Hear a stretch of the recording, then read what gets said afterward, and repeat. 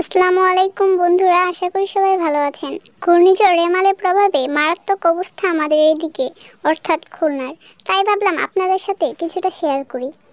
25 তারিখ রাত থেকে হালকা হালকা বাতাস শুরু হয়েছিল। তারপর রবিবারে সারাদিন প্রচণ্ড বাতাস হয় এবং সারাদিন বাতাস থাকার পর সন্ধ্যার পর প্রচণ্ড ঝড় শুরু হয়ে যায় এবং মারাত্মক অবস্থা হয়ে যায় খুলনার। তবে তখন কোনো বৃষ্টি হচ্ছিল না, জাস্ট বাতাস ছিল।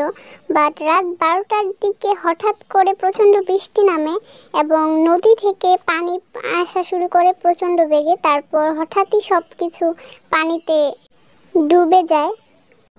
তো রাতে ভিডিওটি করতে পারিনি, এই জন্য সকালে উঠে ভিডিওটি করছিলাম। তো এই হচ্ছে আমার বাড়ির অবস্থা। সত্যি বলতে আমি জীবনে কোনোদিন এত পানি আর এত ঝড় দেখিনি। তবে সেটাতে আম্মুর সুবিধাই হচ্ছিল, কারণ সে আমাদের ঘরে বসে মাছ করতে পারতেছিল, ধুইতে পারতেছিল। ঘূর্ণিঝড় রেমালের প্রভাবে প্রচুর পরিমাণ বাতাস হচ্ছিল। যদি সেই বাতাসের সামনে আমি দাঁড়িয়ে থাকতাম ঘরে না থেকে, তাহলে আমি নিশ্চিত উড়েই যেতাম, এতে কোনো মিস নেই। মারাত্মক এই ঝড়ে অনেক ক্ষতি হয়েছে আমাদের এলাকার কারেন্টের খুঁটি একটা রাস্তা নেই, সব ভেঙে চুরমার হয়ে গেছে। 1 মাসে কারেন্ট পাবো কিনা সন্দেহ আছে।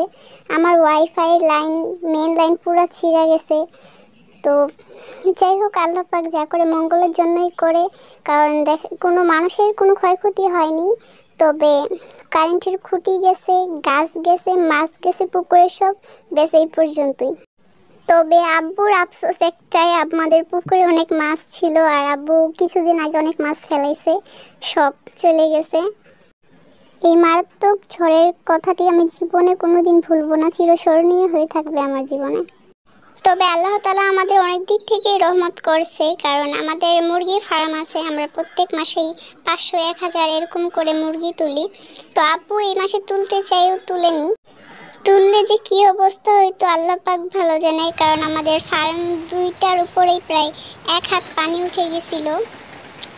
সত্যি বলতে আমার ভয়ের কারণ এতটা ঝড় বৃষ্টি, এতটা পানি কোনোটাই ছিল না। আমার ভয়ের কারণ ছিল শুধুমাত্র সাপ, ভয়ঙ্কর ভয়ঙ্কর কিছু কিছু সাপ যোগ, কারণ চারিদিকে শুধু এগুলো সাঁতরিয়ে বেড়াচ্ছিল, যা দেখে আমি প্রচণ্ড ভয় পেয়ে গেছিলাম।